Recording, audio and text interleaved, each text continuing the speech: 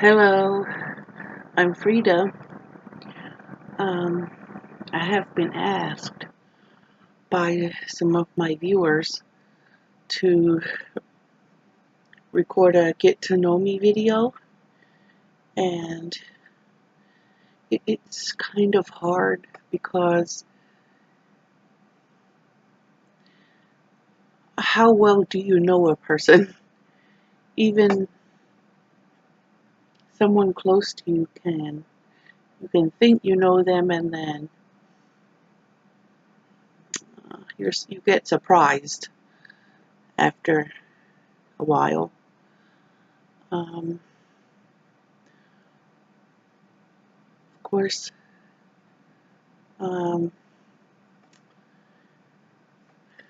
if you would like to know one thing about me, basic uh,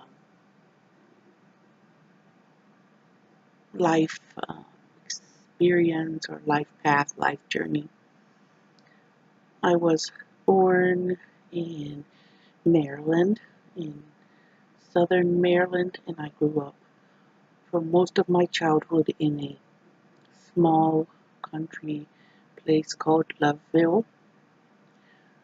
And I had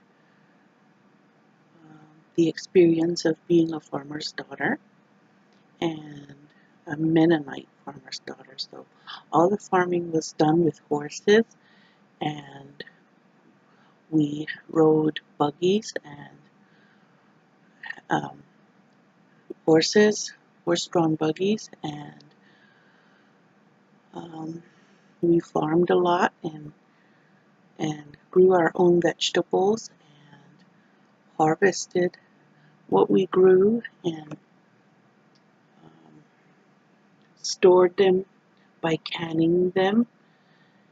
And um, our, I'm the oldest of 9 children, and I'm the first grandchild in my mom's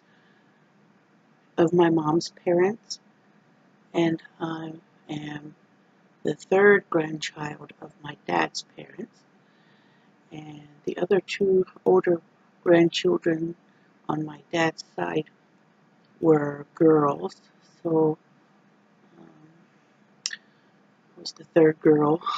But the funny thing is that my dad had 10,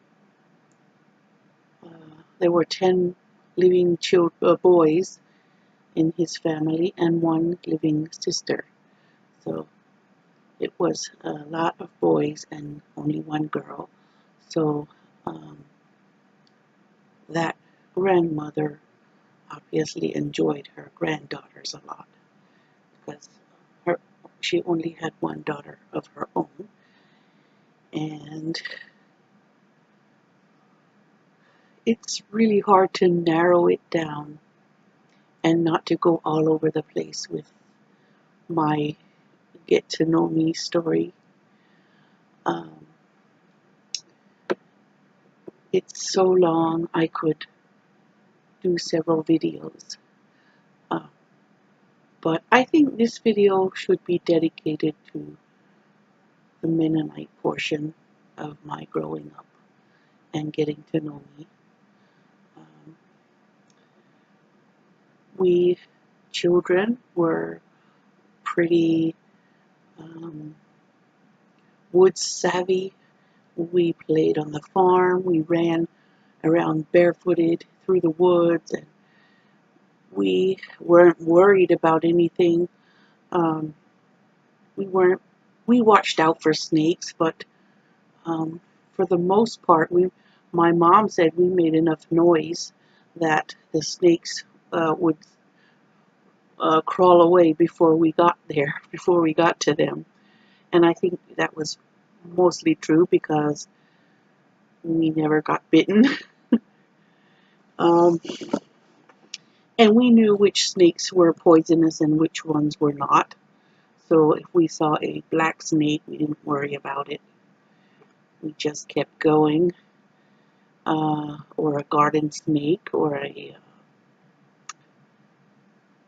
different kinds. There were milk snakes, I think, and they said if their eyes are round, we don't worry about it, but if they have slanted eyes, then they're poisonous. So I don't know. Mostly we knew the copperhead snakes as the poisonous ones, and the rest of them were not. So we knew which ones were the copperheads, and the rest of them we were pretty sure they were safe. And then we'd climb trees. We'd take tree branches and sweep areas in the woods under the trees and clear areas and turn it into a house. And sometimes we'd make little teepees with tree branches that we collected from around the woods. And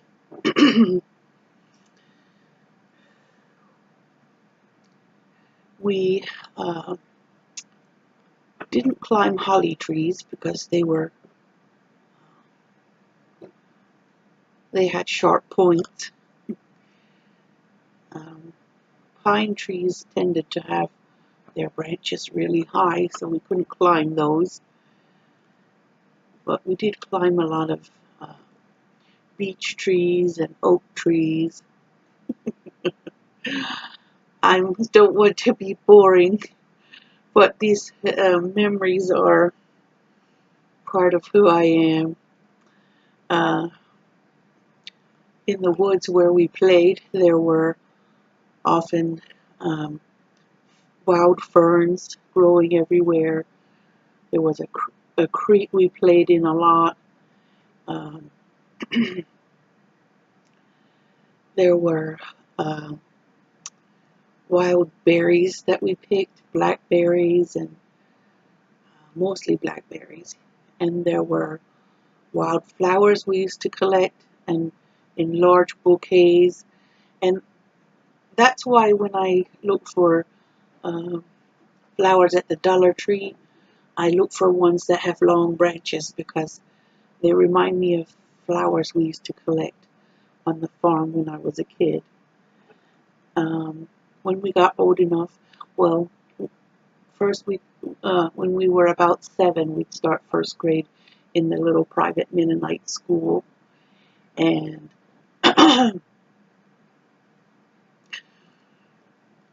we would walk through the woods to go to school barefooted when it was warm enough. Go barefooted to school and play outside with our friends. We'd play baseball or prisoner's base or dodgeball or something like that. And have a lot of memories of those days, good memories and bad ones. And then when we got a little bigger,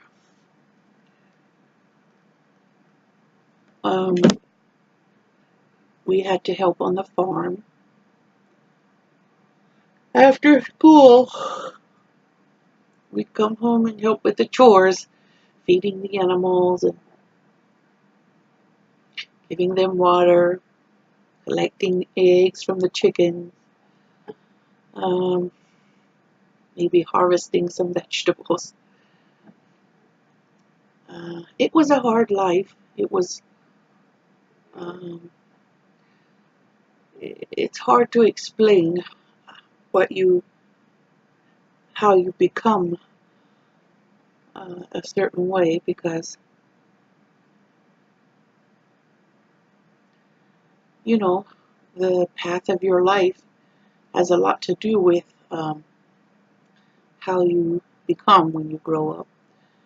And for the most part, I would say that growing up as a country kid, a farmer's kid, poor people uh, a descendant of poor people, it's it makes you strong in some ways and weak in other ways. In some ways, you get strong and you know that you can get through anything, and in other ways, you feel a weakness. Like it's hard to explain, and I don't want it to be a negative thing. So, um,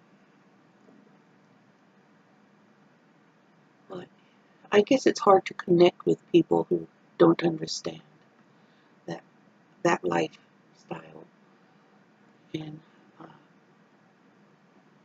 that could be a weakness. Um, anyway, so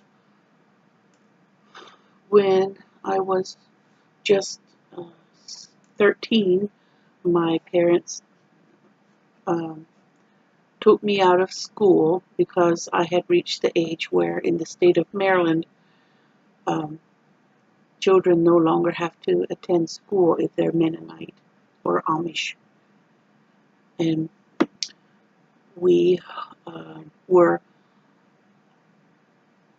expected to um, not go to high school, and we would go work on the farm with our families and learn to farm or the family business. Um, and we learned to farm, we learned to grow things, and I had a green thumb, which I was pretty happy about. And I remember when I was 8 years old, or a little older maybe, less than 10, I guess, someone asked me what I want to do when I grow up. And I didn't say I want to be a mom, or I want to have 12 children, or anything like that. What I said was that I want to live alone in an underground house and write books. So I never did that, but when I saw The Lord of the Rings, I saw the Hobbit house, I knew that that was the kind of house I thought of when I was um, 8 years old. I would have liked to live in a Hobbit house and write books, but that didn't happen, of course. Children change their minds many times before they grow up. And then I owned a horse. When I was 14, from age 14 until 16, I had some chickens. I had about 100 chickens that my dad gave me, and I was responsible for the chickens, and I sold the eggs, and I saved my egg money, and I babysat, and I saved my babysitting money, and I don't remember what else I did. I did a few different things, and I saved my money.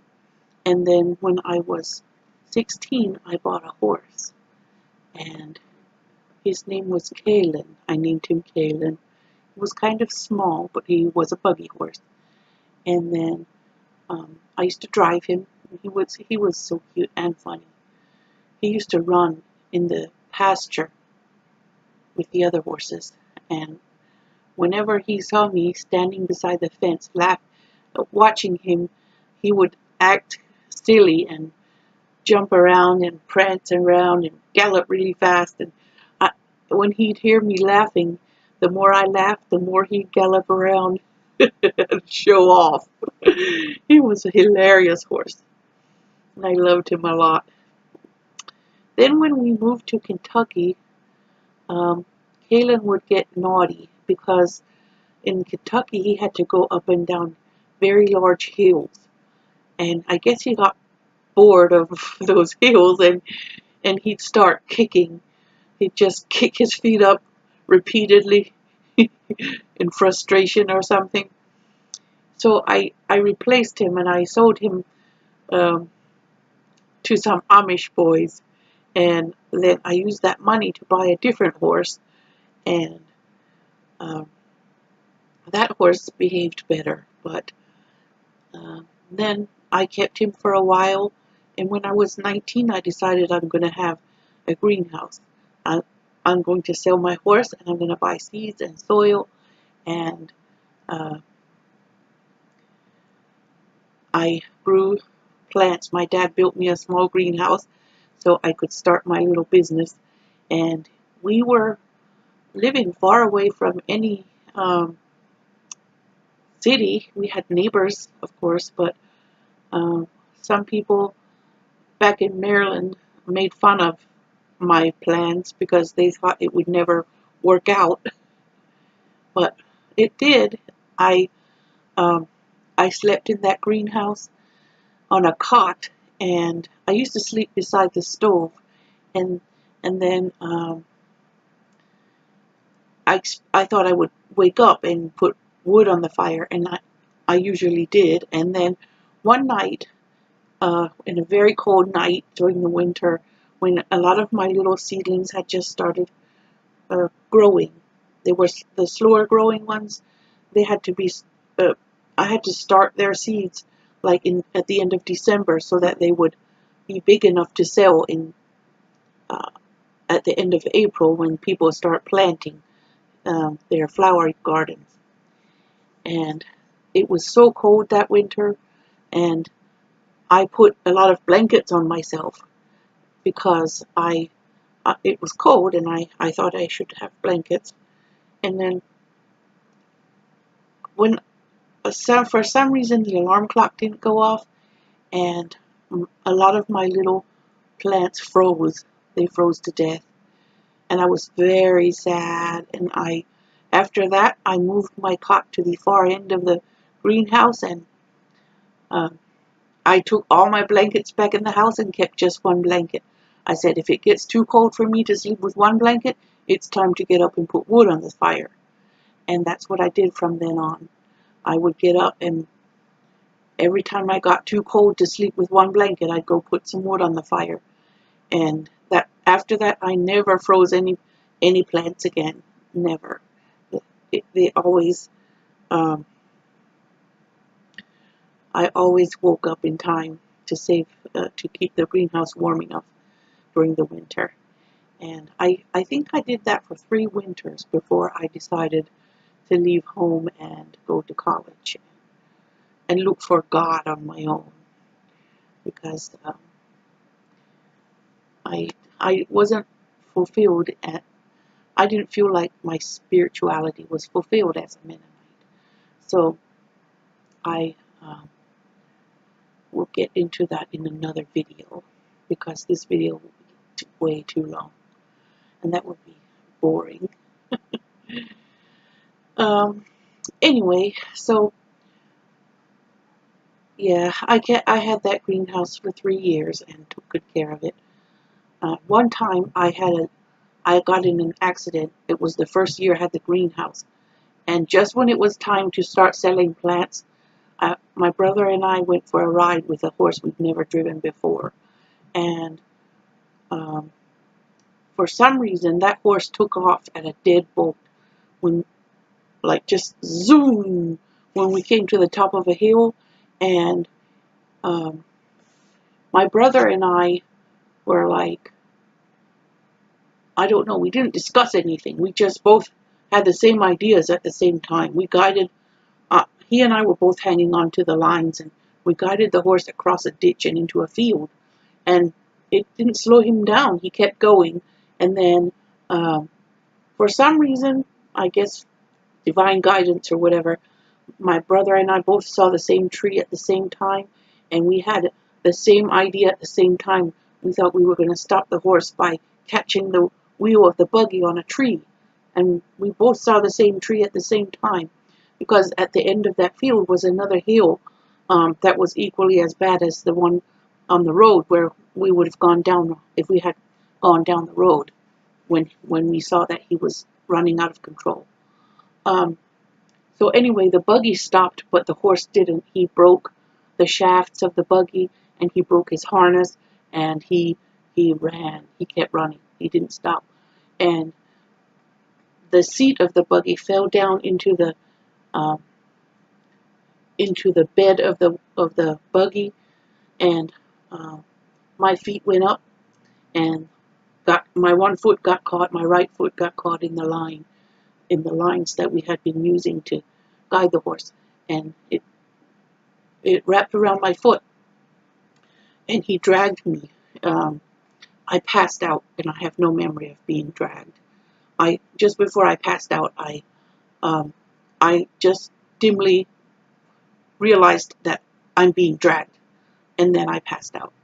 And when I woke up, I was crying, and I was shaking, and I was saying, and I was crawling on the ground, and I was saying, "It's not broken, it's not broken, it's not broken." And I was shaking so bad, I could barely stand up, and I got an injury. Nothing was broken. I was right, it wasn't broken, but I got the membrane that covers the muscle in my right leg has a tear in it, and the muscle in my right leg has always bulged out ever since that, when I was 19 years old. And my leg was completely black from my groin all the way down my thigh to my knee. And there was just a little strip of white on the outside of my right leg. And my hip had been displaced somehow. It was out of joint, and my parents took me to a doctor, but all she did was make sure it's not broken and send me home. I wish that someone had said to me that physical therapy or a chiropractor could help me. Knowing, if I had known then what I know now, I would have gone. I would have gone for therapy, but nobody said anything. I didn't know to ask. So for 1 year after that, I hobbled around. I used to say, I know what a 90-year-old woman feels like, because I feel like I'm 90 years old. And for many years, even now, sometimes my hip, I feel like it's not straight in the socket or something, but it could have been much, much worse. That horse, after my foot came off, he ran home, and my dad, when he saw the horse coming, he knew something happened. And he said the horse came running, and he just sailed across the pasture fence and started eating grass. And let me tell you, we never drove that horse again. Our neighbor was coming with the horse because we were on our way to church, and our neighbor was coming, and he saw the horse go too. So he found us, and and somehow I was able to painfully climb into his carriage, and he took us home. And anyway, then my dad came flying with his carriage, and of course turned around when he saw that the neighbor had us. But that could have been so much worse. Anyway, so just when I was ready to sell flowers for the first time, I was hobbling like a 90-year-old woman. People called me Hobblefoot. We sort of joked about it because that's what we did. We joked about things. We didn't go for therapy. We joked about it. Anyway, I lived. I'm here to tell about it. But I didn't lay down long. I got up and I went to sell my first flowers. I didn't want to miss out on being able to sell my first flowers when the season started. So anyway, so I did that until I was 22, from age 19 until nearly 22, just before my birthday.